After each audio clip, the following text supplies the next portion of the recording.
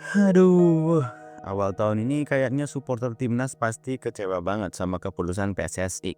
Tadi siang, baru aja Erick Thohir mengumumkan bahwa kerjasama antara PSSI dan STY resmi berakhir. STY dipecat oleh PSSI. Apakah ini karena kekalahan lawan Cina? Atau karena Indonesia nggak lolos semifinal AFF? Mari kita bahas. PSSI resmi memecat Sintayong dari kursi kepelatihan timnas Indonesia, cuy. Padahal, kontrak STY masih sampai 2027. Kepastian itu diungkap Ketua Umum PSSI, yaitu Erick Thohir, dalam konferensi pers di Jakarta tadi siang.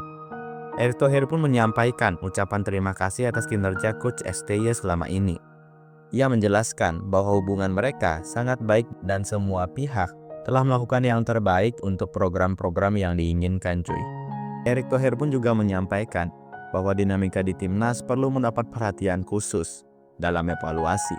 Ia menilai perlunya seorang pimpinan yang mampu menerapkan strategi yang disepakati oleh para pemain, memiliki komunikasi yang baik, dan mampu mengimplementasikan hal tersebut dengan lebih baik. Mungkin ini menjadi problem oleh STY ya, karena kita juga tahu kalau STY jika mau berkomunikasi perlu penerjemah, entah itu JJ ataupun penerjemah lainnya, yang dimana hal itu sedikit menghambat komunikasi antara pelatih dengan STY, apalagi di lapangan yang waktunya tentu terbatas. Nah, lebih lanjut, Erick Thohir memastikan bahwa STY telah menerima pemberitahuan resmi dari PSSI terkait pemecatannya, cuy, yang disampaikan langsung melalui Ketua Badan Tim Nasional, yaitu Soemarji. Ia menjelaskan bahwa Soemarji telah bertemu dengan Sintayong pada pagi hari untuk menyerahkan dokumen resmi, cuy. Erick Thohir juga menambahkan bahwa akan ada proses lanjutan terkait akhir hubungan kerja tersebut, sembari mengucapkan terima kasih atas kontribusi Sintayong untuk Indonesia. Nah, sebelumnya pun udah ramai, cuy, pemberitaan STY akan dipecat oleh PSSI. Salah satunya oleh media kenamaan Eropa, yaitu Tuttosport. Tuttosport sudah membocorkan bahwa Erick Thohir menginginkan pergantian pelatih di timnas Indonesia, cuy. Oke, mari kita sedikit bahas apa saja yang sudah Sintayong berikan kepada timnas Indonesia. Jadi, Sintayong yang mulai melatih timnas Indonesia pada Januari 2020 telah membawa sejumlah perubahan signifikan dan prestasi bagi sepak bola Indonesia, cuy. Dan berikut adalah beberapa pencapaian penting selama masa kepelatihannya. Nah, yang pertama, adanya peningkatan peringkat FIFA. Ketika Sintayong mulai melatih, peringkat FIFA Indonesia berada di posisi 175. Tentu posisi ini sangat di bawah banget lah.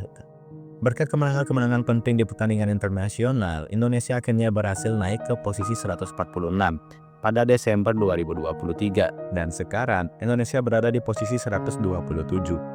Dari 175 ke 127, tentu peningkatan yang luar biasa nggak sih? Ini merupakan salah satu pencapaian terbaik timnas dalam satu dekade terakhir, yang mencerminkan bahwa dampak positif dari strategi Sintayong yang menekankan organisasi permainan dan efisiensi serangan membuahkan hasil yang baik bagi Indonesia. Lalu yang selanjutnya yaitu finalis Piala AFF tahun 2020. Dengan menggunakan skuad muda yang berusia rata-rata 23 tahun, Indonesia ternyata menunjukkan keberanian yang besar dalam turnamen ini. Di bawah asuhan Sintayong, Indonesia tampil solid meski menghadapi lawan-lawan kuat seperti Malaysia dan Vietnam di fase grup. Perjalanan hingga final pun memberikan pengalaman yang berharga bagi pemain muda yang akan menjadi pilar timnas Indonesia di masa depan. Walaupun akhirnya kalah di final melawan Thailand.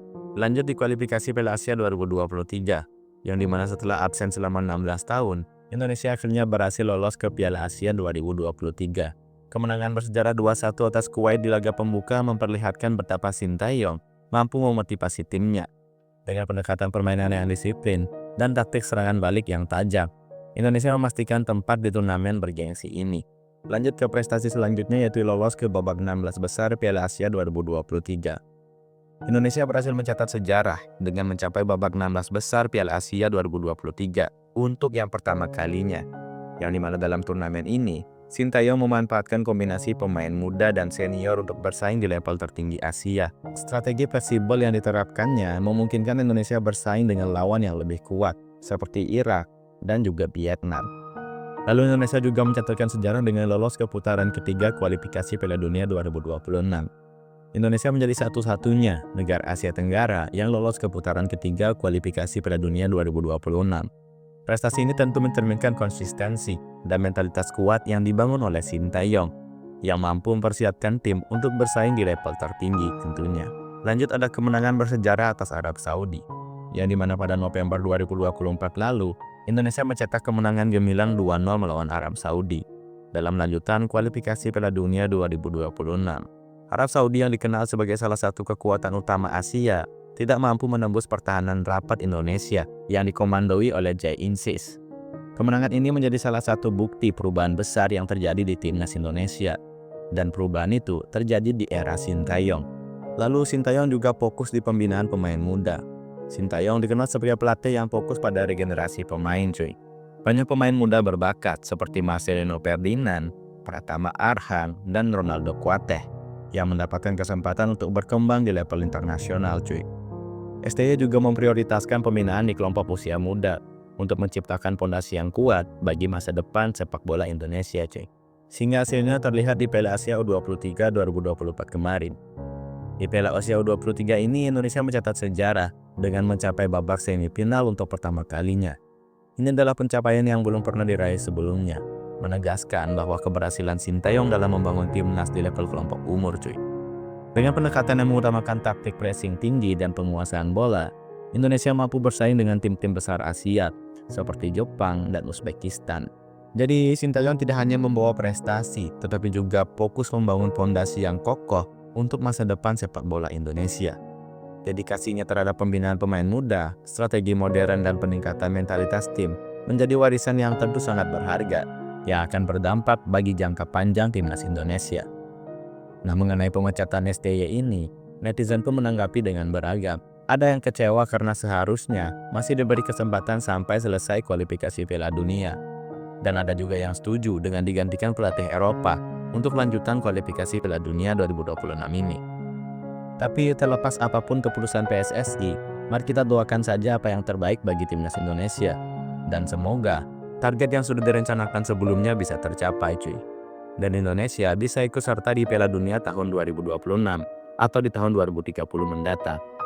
Nah, maka dari itu mari kita ucapkan terima kasih sebesar-besarnya kepada Coach Sintayong atas apa yang sudah ia berikan ke timnas Indonesia.